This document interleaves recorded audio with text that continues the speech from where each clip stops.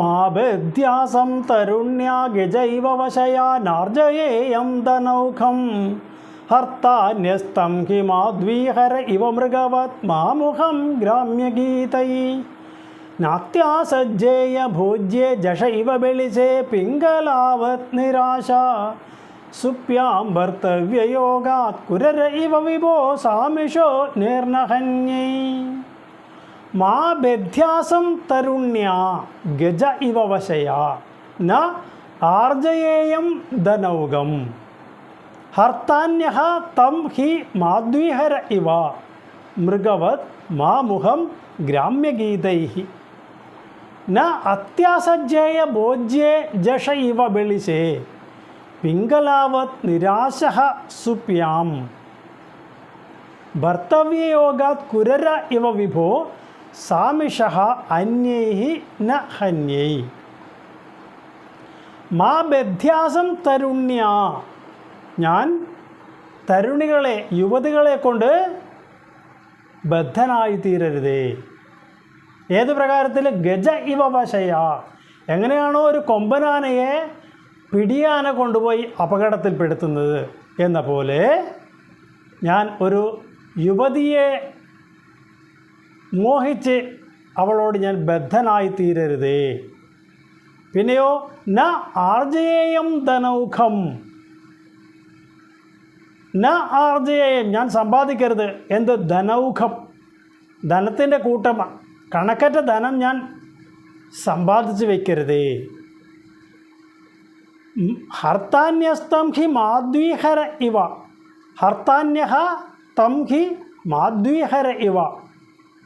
ഈ മധുവിനെ ഹരിക്കുവാനായിട്ട് വരുന്ന ആളുകൾ, തേനെടുക്കാൻ വരുന്ന കാട്ടാളൻ, അത് യാതൊരു വിഷമവും കൂടാതെ എടുത്തുകൊണ്ടങ്ങ് പോകുന്നു എന്ന് പറഞ്ഞ പോലെ അന്യഃ തം ഹർത്ത. നമ്മൾ കയ്യിൽ ധനം കൂടുതലായി സൂക്ഷിച്ചു കഴിഞ്ഞാൽ അത് നമ്മളിൽ നിന്ന് ആരെങ്കിലും അപഹരിച്ചു കൊണ്ടുപോകും. അതുകൊണ്ട് അപ്രകാരം ധനത്തെ കൂട്ടിവയ്ക്കാതിരിക്കാനും എനിക്ക് സാധിക്കണേ. പിന്നെയോ മാമുഖം മൃഗവത് മാമുഖം ഗ്രാമ്യഗീതൈഹി.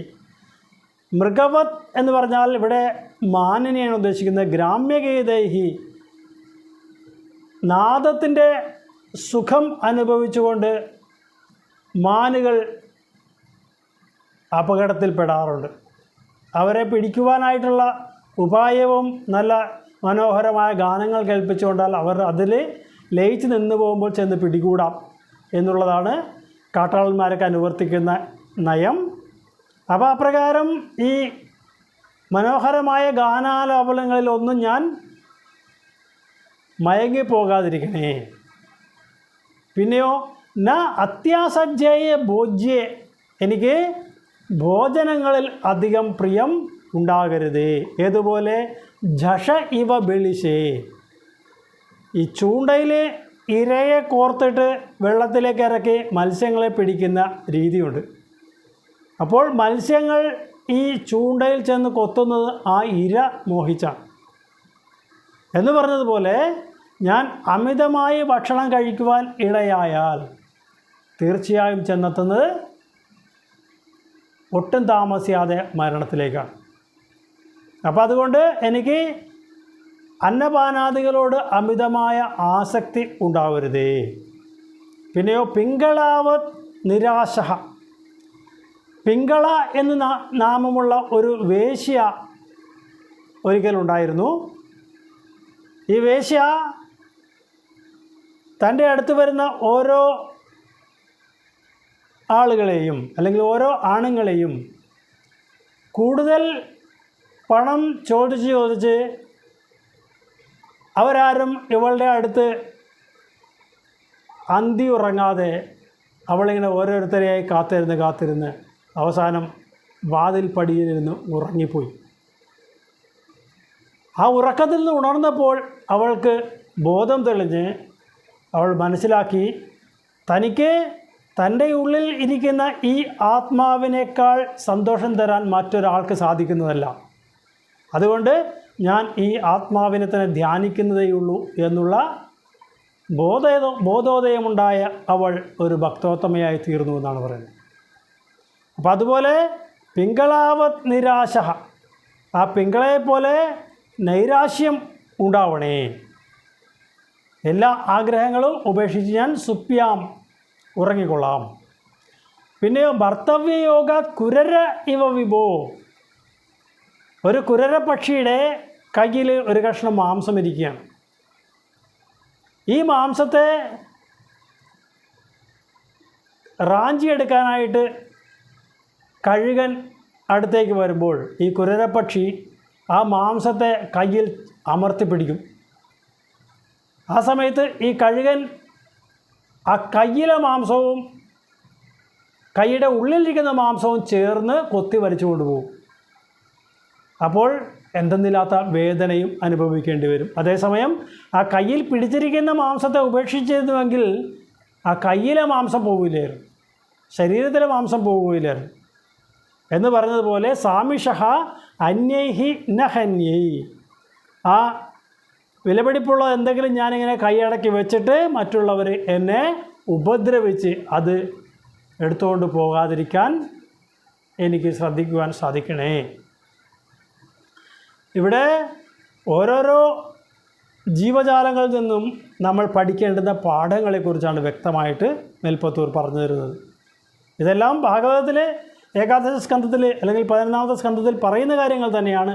24 ഗുരുക്കന്മാർ എന്നുള്ള ഭാഗത്ത് വർണ്ണിച്ചിട്ടുള്ളത് തന്നെയാണ്. അതിനെല്ലാം മിതമായ ശ്ലോകങ്ങളിലേക്ക് സംക്ഷേപിക്കുക മാത്രമാണ് മേൽപ്പത്തൂർ ചെയ്തിട്ടുള്ളത്. അപ്പോൾ ഇതിൽ പിടിയാന കൊമ്പനാനയെ വശത്താക്കുന്നത് പോലെ അല്ലെങ്കിൽ അപകടത്തിൽ പെടുത്തുന്നത് പോലെ ഞാൻ യുവതികളിൽ ബദ്ധനായി തീരരുതേ. അതുപോലെ തന്നെ മധു ഹരിച്ചു കൊണ്ടുപോകുന്ന കാട്ടാളന്മാരെ പോലെ എൻ്റെ കയ്യിൽ കൂട്ടി വച്ചിരിക്കുന്ന ധനം അവർ വന്ന് അപഹരിച്ചു കൊണ്ടുപോകാൻ ഇടയാക്കാതെ, അപ്രകാരം അത്രയും ധനം ഞാൻ ആർജിച്ച് വയ്ക്കാതെ ഇരിക്കുവാൻ എനിക്ക് സാധിക്കണേ. അതുപോലെ തന്നെ മാമുഖം ഗ്രാമ്യഗീതൈഹി, മൃഗങ്ങളെ പോലെ മാനിനെ പോലെ ഞാൻ ഇങ്ങനെ മനോഹരമായ ഗാനം കേട്ട് അതിൽ അലിഞ്ഞു ചേർന്ന് നിൽക്കുമ്പോൾ ആരെങ്കിലും വന്ന് എന്നെ ഉപദ്രവിക്കാതിരിക്കട്ടെ. മറ്റൊരവസരത്തിൽ പറയുന്നത് നാത്യാസജ്ജയ ഭോജ്യ ജഷൈവ ബെളിശേ, എങ്ങനെയാണോ ഒരു മത്സ്യം ഒരു ചൂണ്ടയിൽ കൊരുത്തിയിരിക്കുന്ന ഇരയെ ആഗ്രഹിച്ചുകൊണ്ട് അപകടത്തിൽ ചെന്ന് ചാടുന്നത് എന്ന് പറഞ്ഞതുപോലെ എൻ്റെ അത്യാസക്തി ഭക്ഷണത്തോട് തോന്നിയാൽ ഞാൻ അപകടപ്പെടും എന്നുള്ള ആ ബോധം എനിക്കുണ്ടാവണേ. പിന്നെ പിങ്കള എന്ന ആ വേശ്യാസ്ത്രീക്കുണ്ടായ നിരാശ, അത് കഴിഞ്ഞിട്ട് അവൾ സുഖമായി ഉറങ്ങിയത്, അതുപോലെ എനിക്കും ഉറങ്ങാൻ സാധിക്കണമേ. കൂടാതെ കുരരപ്പക്ഷിയുടെ കയ്യിൽ മാംസം ബലമായി പിടിച്ചു വെച്ചതുകൊണ്ട് കഴുകൻ്റെ ആക്രമണത്തിൽ നിന്ന് ആ മാംസകഷ്ണം രക്ഷപ്പെടുത്താൻ കഴിഞ്ഞില്ല എന്ന് മാത്രമല്ല, സ്വന്തം കൈയുടെ മാംസം കൂടി എടുത്തുകൊണ്ട് പോകുന്ന അവസ്ഥയും വന്നു.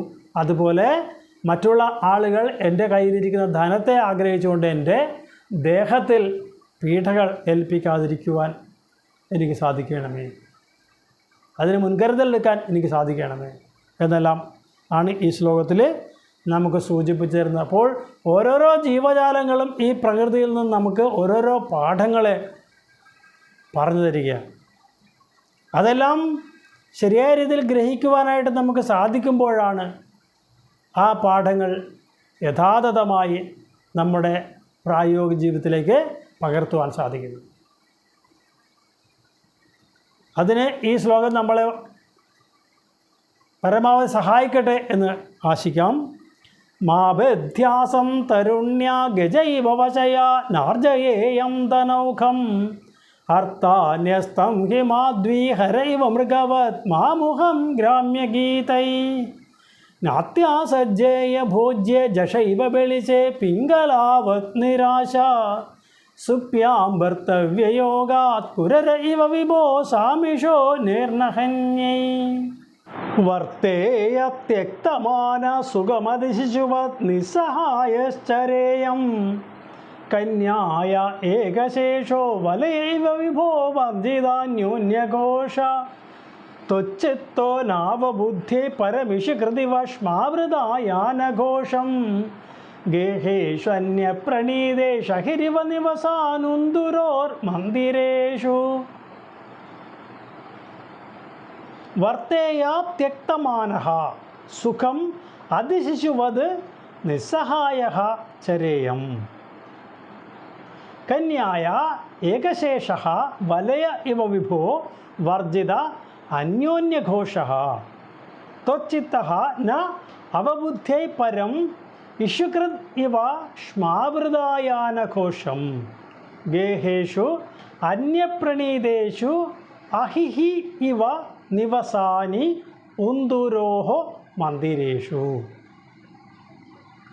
വർത്തേയ ത്യക്തമാന. ഞാൻ മാന അവമാനങ്ങളെ ഒക്കെ ത്യജിച്ചവനായിട്ട് സുഖം അതിശിശുവ വളരെ സുഖമായിട്ട് ഒരു ശിശുവിനെ പോലെ കഴിഞ്ഞോളാം. നിസ്സഹായ ചരേയം ആരോടും ആശ്രയം ഒന്നും ഇല്ലാത്തവനായിട്ട് കന്യായ ഏകശേഷ വലയ ഇവ വിഭോ ഒരു കന്യയുടെ കയ്യിൽ ഒരു വള മാത്രമായി കിടക്കുമ്പോൾ അതിൽ നിന്ന് ശബ്ദമൊന്നും ഉണ്ടാകാത്തതുപോലെ ഞാൻ ജീവിച്ചു കൊള്ളാം. വർജിത അന്യോന്യഘോഷ. എന്തുകൊണ്ടാണ് ഒരു വള മാത്രം ഇടുന്നതെന്ന് വെച്ചാൽ രണ്ട് വളയുണ്ടായാൽ തമ്മിൽ മുട്ടി ശബ്ദമുണ്ടാകും. അങ്ങനെ ഉണ്ടാവാതിരുന്നെങ്കിലേ ജീവിതം സുഖകരമാകുകയുള്ളൂ എന്നാണ് പറയുന്നത്. പിന്നെയോ ത്വച്ചിത്തഃ ന അവബുദ്ധ്യൈ അങ്ങയിൽ മനസ്സർപ്പിച്ചവനായിട്ട് മറ്റൊന്നിനെക്കുറിച്ചും പരം ന അവബുദ്ധി പരം മറ്റുള്ള ഒന്നിനെയും കുറിച്ച് മനസ്സിലാക്കാതെ ഏത് പ്രകാരമാണോ ഇഷുകൃത് ഒരു അമ്പുണ്ടാക്കുന്ന ഒരു ആശാരി അയാൾ ശ്മാവൃതായാനഘോഷം അയാളുടെ ആ പണിപ്പുരയുടെ മുൻപിലൂടെ ഒരു രാജാവും പരിവാരങ്ങളൊക്കെ കടന്നു പോയാൽ പോലും തൻ്റെ ജോലിയിൽ നിന്ന് വ്യതിചലിക്കാതെ ആ കൃത്യം ചെയ്തുകൊണ്ടിരിക്കുന്ന ഒരു രീതി അവർക്കുണ്ടെന്നാണ് പറയുന്നത്. അപ്പോൾ അതുപോലെ ഞാൻ ബാഹ്യമായി ഒരു വസ്തുക്കളെക്കുറിച്ചും ചിന്ത ചെയ്യാതെ അങ്ങയിൽ മാത്രം മനസ്സുറപ്പിച്ചവനായിട്ട് അങ്ങയെ ഭജിച്ചു കൊള്ളാം.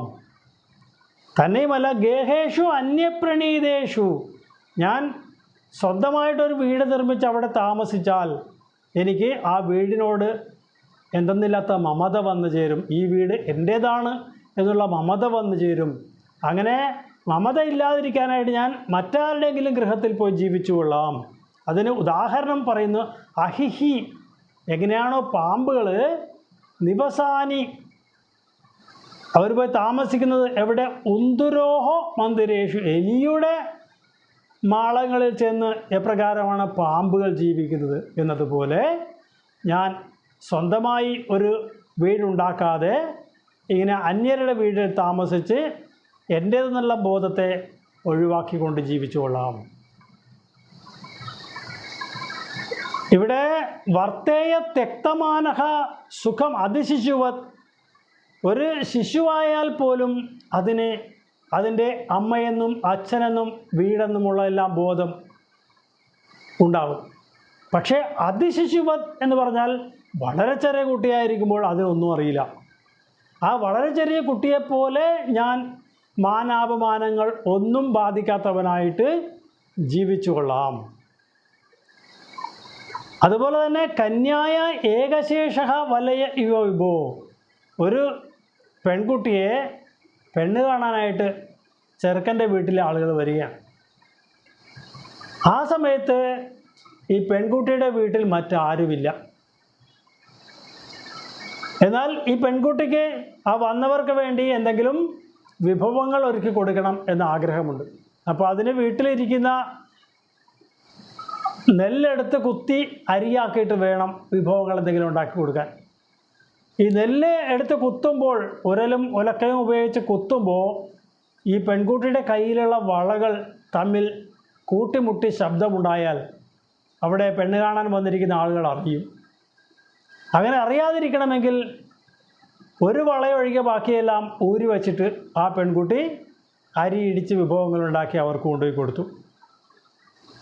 ഇതിൽ നിന്ന് നമ്മൾ പഠിക്കേണ്ടത് അന്യോന്യം ഒരു ഉരസൽ ഉണ്ടാകുമ്പോഴാണ് മറ്റുള്ളവർക്ക് അത് അലോസരമായി തോന്നുന്നത്. അങ്ങനെ മറ്റുള്ളവർക്ക് അലോസരമായി തീരരുത് എന്ന ആഗ്രഹമുള്ളവർ പരസ്പരം ഒരു ഉരസൽ, ഒരു ഘർഷണം, ഒരു കലഹം ഇല്ലാതെ ജീവിക്കണം എന്നുള്ള പാഠം നമുക്ക് ആ പെൺകുട്ടി പറഞ്ഞു തരുന്നു. അതുപോലെ തന്നെ ത്വച്ചിത്തഃ ന അവബുദ്ധേ പരം, അങ്ങയിൽ പൂർണ്ണമായിട്ടും മനസ്സർപ്പിച്ചിരിക്കുന്ന എനിക്ക് ഏത് പ്രകാരത്തിലാണോ ഒരു അമ്പുണ്ടാക്കുന്ന കൊല്ലൻ അയാളുടെ ആലയിൽ ഇരുന്നു കൊണ്ട് ആ ജോലിയിൽ ഏർപ്പെടുമ്പോൾ അയാളുടെ ആലയുടെ മുൻപിലൂടെ ഒരു രാജാവും പരിവാരങ്ങളും ഒക്കെ വാദ്യഘോഷങ്ങളോടുകൂടി കടന്നു പോയാലും അതൊന്നും അയാൾ അറിയുകയില്ല എന്ന പോലെ ഞാൻ അങ്ങയിൽ മനസ്സുറപ്പിച്ചവനായിട്ട് അങ്ങയെ ഭജിക്കുവാൻ ഇടവരണേ. അതുപോലെ തന്നെ നമുക്ക് ഈ പ്രപഞ്ചത്തിൽ ഉണ്ടാകുന്ന മമത ബുദ്ധിയെയാണ് ഉപേക്ഷിക്കേണ്ടത് എന്നുള്ളതാണ് ഇവിടെ അവസാനത്തെ ഉദാഹരണത്തിലൂടെ പറഞ്ഞു തരുന്നത്. എങ്ങനെയെന്നാൽ ഒരു പാമ്പ് സ്വയം പാർപ്പിടമുണ്ടാക്കി അവിടെ വസിക്കുന്നില്ല, പകരം എലികൾ ഉണ്ടാക്കി വയ്ക്കുന്ന മാളങ്ങളിൽ പോയിട്ടാണ് പാമ്പ് ജീവിക്കുന്നത്. അതുപോലെ ഞാൻ മറ്റുള്ളവരുടെ ഗൃഹങ്ങൾ ജീവിച്ചു കഴിഞ്ഞാൽ എനിക്ക് എൻ്റേതാണ് എന്നുള്ള ബോധം ഇല്ലാതെ ജീവിക്കാൻ കഴിയും. വാസ്തവത്തിൽ എൻ്റേതെന്നുള്ള ആ ബോധമാണ് നമ്മളെ ഈശ്വരനിൽ നിന്ന് അകറ്റുന്നത്. അതിനാണ് ഈശ്വരഭജനത്തിൽ ഒരു ശ്ലോകത്തിൽ പറയും, എൻ്റെതെന്നോ മഹാമെന്നുമുള്ള ദുശ്ചിന്ത വിട്ടിട്ട് ലോകം തറവാടായി സന്തതം നിരൂപിപ്പാൻ അനുഗ്രഹം കൈവരേണമേ ദൈവമേ പാഹിമം. ആ മമതാബോധത്തിൽ നിന്നാണ് നമ്മൾ ഉയരേണ്ടത്, ആ മമതയാണ് ഉപേക്ഷിക്കേണ്ടതും. അതാണ് ഇവിടെ പറഞ്ഞു തരുന്നത്.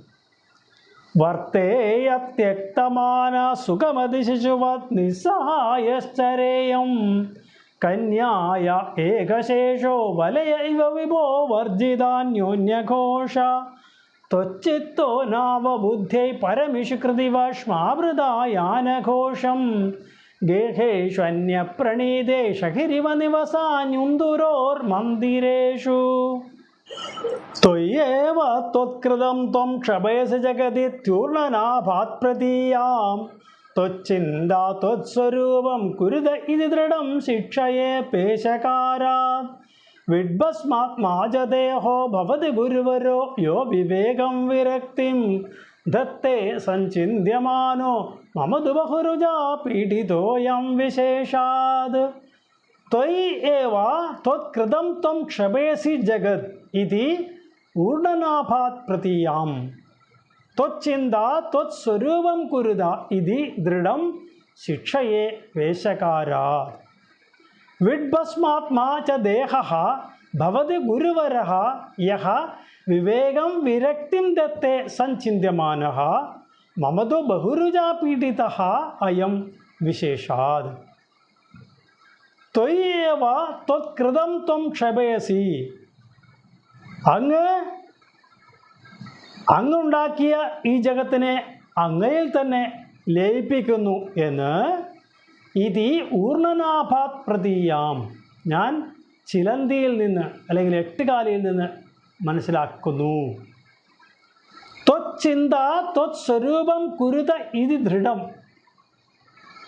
അങ്ങയെക്കുറിച്ചുള്ള ചിന്ത അങ്ങയുടെ രൂപത്തെ നേടിയെടുക്കാനായിട്ട് സഹായിക്കുന്നു എന്ന് ഞാൻ വ്യക്തമായിട്ടും ശിക്ഷയെ പേശകാരാ, ഞാൻ ഒരു വേട്ടാളൽ നിന്ന് പഠിച്ചുകൊള്ളാം. വിഡ്ഭസ്മാത്മജ ദേഹ ഭവതി ഗുരുവരഹ, ഈ മരണശേഷം വെന്ത് വെണ്ണീറാവേണ്ടിയിരിക്കുന്ന ഈ ദേഹമാവട്ടെ അതും ഒരു ശ്രേഷ്ഠമായ അല്ലെങ്കിൽ ശ്രേഷ്ഠനായ ഗുരു തന്നെയാകുന്നു. എങ്ങനെയെന്നാൽ യഹ വിവേകം വിരക്തിം ദത്തേ സഞ്ചിന്യമാനഃ, വളരെ ആലോചിച്ച് നോക്കിക്കഴിഞ്ഞാൽ അത് നമുക്ക് വിവേകത്തെയും വിരക്തിയെയും പ്രദാനം ചെയ്യുന്നതാണ് ഈ മനുഷ്യ ശരീരം എന്ന് പറയുന്നത്. മമതു ബഹുരുജാ പീഡിതഃ, എൻ്റെ ശരീരമാവട്ടെ ധാരാളം രോഗങ്ങളും ബാധിച്ചിരിക്കുന്നു വിശേഷേണ എന്നുകൂടി മേൽപ്പത്തൂർ ഇവിടെ സൂചിപ്പിക്കുക. അപ്പോൾ ഒരു എട്ടുകാലിയിൽ നിന്ന് ഞാൻ പഠിക്കുന്നത് ഏത് പ്രകാരത്തിലാണോ അത് അതിൻ്റെ ശരീരത്തിൽ നിന്ന് നൂലുണ്ടാക്കുന്നു, വല കെട്ടുന്നു, അവസാനം അതെല്ലാം അതിലേക്ക് തന്നെ ലയിക്കുകയും ചെയ്യുന്നു എന്ന് പറഞ്ഞതുപോലെ ആ പരമാത്മ സ്വരൂപൻ തന്നെയാണ് ഈ പ്രപഞ്ചത്തെ സൃഷ്ടിക്കുന്നതും രക്ഷിക്കുന്നതും സംഹരിക്കുന്നതും. അതേപോലെയാണ് ത്വച്ചിന്ത ത്വസ്വരൂപം കുരുത ഇതി. നിരന്തരമായി അങ്ങയെ ധ്യാനിച്ചാൽ നിശ്ചയമായും ഞാൻ അങ്ങ് തന്നെയായിത്തീരും, അല്ലെങ്കിൽ ഭഗവാൻ തന്നെയായിത്തീരും എന്നുള്ള കാര്യം ഞാൻ വേട്ടാളനിൽ നിന്ന് സ്മരിച്ചുകൊള്ളാം, അല്ലെങ്കിൽ പഠിച്ചുകൊള്ളാം. കാരണം വേട്ടാളൻ അതിൻ്റെ വാസസ്ഥാനമായിരിക്കുന്ന ഒരു പോതിൽ വന്ന് ഒരു പുഴുവിനെ കൊണ്ടുവന്ന് വയ്ക്കുന്നു. എന്നിട്ട് ആ പുഴുവിനെ ഈ പോതിൻ്റെ വാതുക്കൽ ഇരുന്നു കൊണ്ട് സദാസമയം നോക്കിക്കൊണ്ടിരിക്കുക, കാവൽ നിൽക്കുക. ഈ പുഴു എപ്പോഴെല്ലാം അതിന് ബോധമുണ്ടാകുന്നു അപ്പോഴെല്ലാം നോക്കുമ്പോൾ കാണുന്നത് ഈ വേട്ടാളനെ മാത്രമാണ്. നിരന്തരമായിട്ട് ഈ വേട്ടാളനെ ധ്യാനിച്ച് ആ പുഴു ഒരു സമയത്ത് വേട്ടാളനായി മാറുന്നു എന്ന് പറഞ്ഞതുപോലെ നിരന്തരമായ ധ്യാനത്തിലൂടെ ഒരു ഭക്തൻ ഭഗവാനിലേക്ക് എത്തിച്ചേരും, ഭക്തൻ തന്നെ ഭഗവാനായി തീരും എന്നുള്ള പാഠവും ഞാൻ പഠിച്ചുകൊള്ളാം. ഇനി ഇതും പോരാഞ്ഞിട്ട് നമ്മളുടെ ശരീരം എന്ന് പറയുന്നത് തന്നെ ഒരു വലിയ ഗുരുവാണ്. എന്തുകൊണ്ടെന്നാൽ മരണശേഷം വെന്തു വെണ്ണീറായി തീരേണ്ടുന്ന ഈ ശരീരം നമ്മളെ അറിവ് നേടാനും വൈരാഗ്യം നേടാനും ഒക്കെ സഹായിക്കുകയോട് ചെയ്യുന്നുണ്ട്. വിവേകവും വിരക്തിയും നേടാനായിട്ട് സഹായിക്കുന്നു. അത് ആഴത്തിൽ ചിന്തിച്ച് നോക്കിക്കഴിഞ്ഞാൽ അതും നമുക്കൊരു ഗുരു തന്നെയാണ്. ഇനി വിശേഷിച്ചെന്ത് പറയേണ്ടു, എൻ്റെ ശരീരമാണെങ്കിൽ ധാരാളം രോഗപീഠകളാൽ ഇപ്പോൾ വിഷമം അനുഭവിക്കുന്നത് കൂടിയാണ്. ഏതെല്ലാം രീതികളെ അവലംബിച്ചാലാണോ ഭഗവത്പദ പ്രാപ്തിയിലേക്ക് എത്തുവാൻ ഒരു ജീവാത്മാവിന് സാധിക്കുന്നത്, അതിന് ഏതെല്ലാം ജീവജാലങ്ങളുടെ പ്രവൃത്തികളെ ഗുരുരൂപത്തിൽ സങ്കല്പിക്കണം എന്നെല്ലാം ഇത്രയും ശ്ലോകങ്ങൾ കൊണ്ട് ഈ ദശകത്തിൽ മേൽപ്പത്തൂർ നമുക്ക് വർണ്ണിച്ച് കാണിച്ചു തരികയാണ്. ഏതെല്ലാം തള്ളണം ഏതെല്ലാം കൊള്ളണം എന്നത് നമ്മുടെ വിവേകം അനുസരിച്ച് ചിന്തിച്ച് ജീവിതത്തിലേക്ക് പകർത്തണം എന്ന് പറഞ്ഞുകൊണ്ട് ഈ 24 ഗുരുക്കന്മാരുടെയും വർണ്ണന മേൽപ്പത്തൂർ ഇവിടെ ഉപസംഹരിക്കുന്നു. ത്വയേവ ത്വത്കൃതം ത്വം ക്ഷപയസി ജഗതി ത്യൂർണനാഭാത് പ്രതീയാം ത്വച്ചിന്താ ത്വത്സ്വരൂപം കുരുത ഇതി ദൃഢം ശിക്ഷയേ പേശകാരാൻ വിഡ്ഭസ്മാത്മാ ച ദേഹോ ഭവതി ഗുരുവരോ യോ വിവേകം വിരക്തിം ദത്തേ സഞ്ചിന്യമാനോ മമ തു ബഹുരുജാ പീഡിതോയം വിശേഷാത്. ഹി മേ ദേഹമോഹം ത്യജ പവനപുരാധീശയത് പ്രേമഹേതോ ഗേഹേ വിത്തേ കളത്രാ ദൃശ്യവിവശിതാസ്ത്വത്പദം വിസ്മരന്തി സോയം വന്നേ ശുനോ വാ പരമിഹ പരത സാമ്പ്രതം സാക്ഷികർണ ത്വഗ്ജിഹ്വാദ്യാ വികർഷന്ത്യവശമതയിത കോപിന ത്വത്പദാബ്ജേ. ഹി മേ ദേഹമോഹം ത്യജ പവനപുരാധീശ യത് പ്രേമഹേതോ ഗേഹേ വിത്തേ കളത്ര ആദിഷു വിവശിതാഃ ത്വത്പദം വിസ്മരന്തി. സഹ അയം വന്യേഃ ശുനഃ വാ പരം ഇഹ പരതഃ സാമ്പ്രതം ച അക്ഷികർണ ത്വഗ് ജിഹ്വാ ആദ്യാ വികർഷന്തി അവശം അത ഇതഃ കഹ അഭി ന ത്വത്പദാബ്ജേ. He may ദേഹമോഹം ത്യജ Pavanapuradheesha. ഗുരുവായൂരപ്പ, എൻ്റെ ഈ ദേഹമോഹം ഉപേക്ഷിക്കുവാൻ എന്നെ അനുഗ്രഹിക്കണേ. എന്തുകൊണ്ടെന്നാൽ യത് പ്രേമഹേതോഹോ, ഈ ദേഹത്തോടുള്ള പ്രേമം നിമിത്തം എന്തെല്ലാമാണ് ഞാൻ അനുഭവിക്കുന്നത്. ഗേഹേ വിത്തേ കളത്ര ആദിഷു വിവശിതാഹ, ഞാൻ വീടിനോടും ധനത്തോടും ഭാര്യയോടും ഒക്കെ ഇങ്ങനെ ബദ്ധനായിട്ട് അല്ലെങ്കിൽ ബന്ധനസ്ഥനായിട്ട് വിവശിതാഹ ത്വത്പദം വിസ്മരന്തി, അവശനായിട്ട് ഞാൻ അങ്ങയുടെ പദങ്ങളെ അല്ലെങ്കിൽ അങ്ങയെക്കുറിച്ച് പൂർണ്ണമായും വിസ്മരിച്ചു പോകുന്നു. സഹ അയം, അപ്രകാരമുള്ള ഈ ശരീരമാവട്ടെ വന്യേഹേ ശുനഹ വ, അത് യഥാർത്ഥ അവകാശി ഒന്നുകിൽ അഗ്നിയാണ് അല്ലെങ്കിൽ ഒരു നായയാണ്. പരമിഹപരത സാമ്പ്രതം ചാക്ഷികർണത്വജിഹ്വാദ്യ വികർഷന്തി, അങ്ങനെയുള്ള ഈ ശരീരം നിശ്ചയമായും അഗ്നിയുടെയോ നായയുടെ ആയിരിക്കുന്ന ഈ ശരീരത്തിൽ ഇരുന്നു കൊണ്ട് സാമ്പ്രതം ച അക്ഷികർണത്വജിഹ്വാദ്യ വികർഷന്തി അവശം അതഹ ഇതഹ,